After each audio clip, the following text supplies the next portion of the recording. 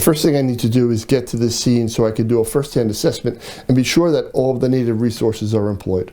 While en route, I will direct dispatch to send EMS and at least 3 additional units if available. 2 of those units will be sent to the accident scene, and the 3rd unit will be instructed to address the traffic safety concerns presented by the collision, to include securing the scene for investigative purposes. My concerns at this point, prior to being on scene, are the extent of the injuries to both parties, the safety concerns created by the collision, and the offenses committed by the pursuit operator that resulted in the pursuit. Once on scene, I will do a first-hand assessment that includes the extent of the injuries to both parties, the severity of the collision, the state of the accident scene, and a determination of the need for custodial arrest of the fleeing suspect. I'll direct dispatch to notify my lieutenant of this incident and to let the lieutenant know that I will update them firsthand when the situation is stabilized. I'll assure that the injured officer and suspect are both receiving medical attention from the on-scene officers until they are relieved by EMS personnel. If the officer requires treatment at a hospital, I will assure that another officer accompanies the officer in the ambulance. The same would apply to the suspect. If the suspect did not require hospitalization but was under custodial arrest, I would have an officer transport the suspect to our booking facility for processing. As the supervisor in this incident, the investigation of the accident would be my responsibility. I would have the scene preserved until necessary evidence was gathered and photographed. The full accident investigation would require interview of both officers, review of dash and body-worn cameras, as well as interviews with any witnesses. I recognize that when someone is injured as a result of a police interaction, there exists a potential for civil liability for our jurisdiction.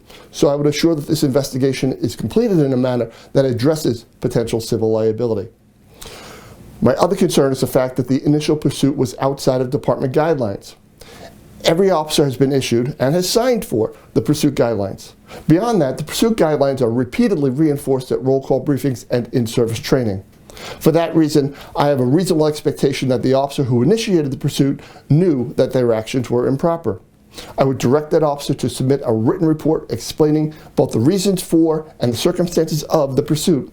And by circumstances, I'm referring to the speed of the vehicles during the pursuit, areas that the pursuit passed through, road and weather conditions, and population density. I'll let the officer know that there's a potential for formal negative discipline in this matter. When I have received and reviewed that report and completed my accident investigation, I will forward all documents up the chain of command for review and consideration of discipline. Regardless of whether or not formal discipline results in this matter, I will meet with the officer at my earliest opportunity and reissue the pursuit general order to the officer. I'll have the officer sign for the order to acknowledge receipt, and I'll then discuss the order with the officer so I have a level of confidence that the officer fully understands when pursuits are allowed and when they are prohibited. I would document the issuance of this order in the conversation so that it can be referenced in the future if there is a subsequent violation. I would go further by monitoring the officer's future performance and assuring that properly performed tests are reinforced with words of encouragement, and any deviations are met with an appropriate corrective intervention.